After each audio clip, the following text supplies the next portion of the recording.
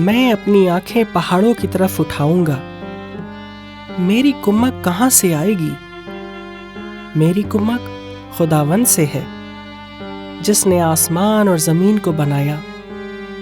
वो तेरे पाँव को फिसलने ना देगा, तेरा मुहाफिज ऊँघने का नहीं। देख, इस्राएल का मुहाफिज ना ऊँघेगा ना सोएगा।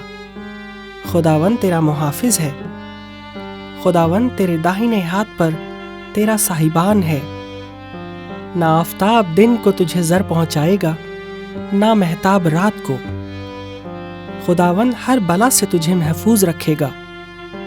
खुदावंद तेरी जान को महफूज रखेगा। खुदावंद तेरी आमद व रफ्त में अब से हमेशा तक तेरी हिफाजत करेगा। आमीन।